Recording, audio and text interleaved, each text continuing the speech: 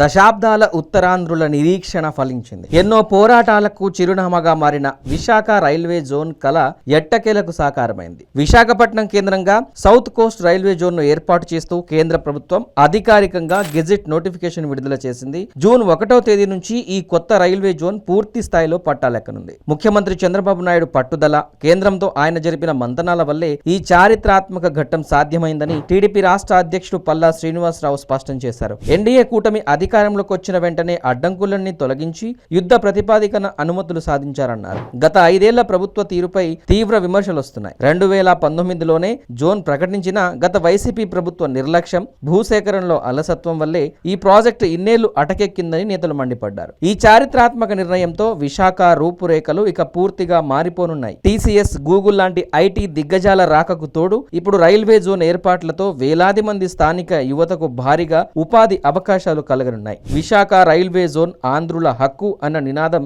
ఇన్నాళ్లకు గమ్యం చేరింది. అభివృద్ధి ట్రాక్ పై ఇక విశాఖ రైలు పరుగులు పెట్టడం ఖాయంగా కనిపిస్తోంది.